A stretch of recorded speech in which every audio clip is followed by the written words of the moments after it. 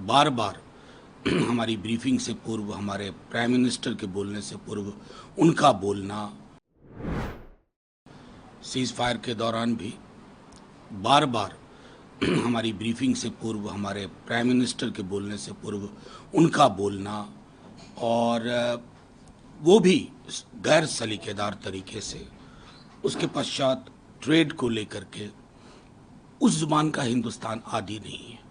मैं उम्मीद करूंगा कि हमारे जो टॉप ऑफ द इस्टेब्लिशमेंट है, मैं नहीं चाहूँगा उसी ज़ुबान में, क्योंकि वो ज़ुबान अच्छी नहीं है, सख्त ज़ुबान में प्रतिकार हो, क्योंकि विश्व स्तर पर ऐसा कोई दादागिरी के पोजीशन का प्रावधान नहीं है। कल राहुल गांधी पटना में थे और उन्होंने ये कहा है कि अब हम लोग है वो हाइड्रोजन बम छोड़ेंगे और वोट चोरी की जो है आवाज़ है वो चीन में भी नहीं। देखिए, मेरा सीधे तौर पे कहना था कि कहना रहा है हमेशा से कि अब ये राहुल जी तेजस्वी जी की यात्रा नहीं रही। संदेश कोने कोने तक पहुंचा है, चप्पे चप्पे में ये गूंज रहा है, वोट चोर गद्दी चोर।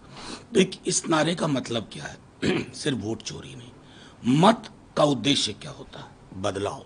बदलाव किस लिए? नौकरी, रोजगार, बेहतर स्वास्थ्य व्यवस्था, बेहतर सामाजिक सुरक्षा।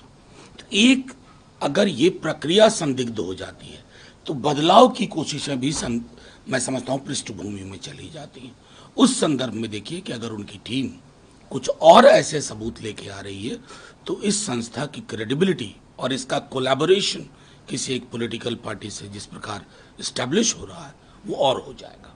व्हाइट हाउस के व्यापार सलाहकार है पीटर नागो ने, उन्होंने कहा कि भारत को हमारी जरूरत रोक सकती है। देखिए, मैं समझता हूँ कि ट्रंप साहब के अपनी टीम के सिलेक्शन में एक ही मानदंड रहा है और वो स्पष्ट है कि व्यक्ति को कुछ आए ना आए, लेकिन उसके अंदर बरबोलापन होना चाहिए।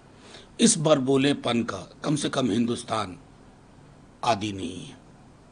तेजस्वी यादव जी ने सुबह अपना प्रेस रिलीज जारी किया, उसमें कहा है कि ये नीतीश कुमार के खास मंत्री के पास इंजीनियर है, उनके पास 500, 300, 100 करोड़ रुपए का मालिक है। अच्छा, मुझे बताइए, अगर तेजस्वी जी ना बोलते तो ये सवाल बिहार के पत्रकारों के मन में नहीं था?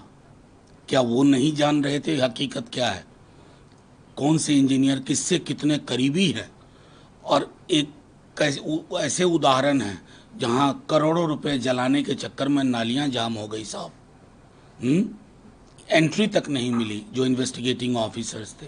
तो एक तरह से जो अब स्पष्ट है कि अगर करप्शन का पर्याय ढूंढना होगा तो बिहार की मौजूदा सरकार है, और उसमें जो खास करके 2-3 लोग हैं उनमें एक कॉम्पिटिटिव भावना से, प्रतिस्पर्धा की भावना से करप्शन का मामला चल रहा है।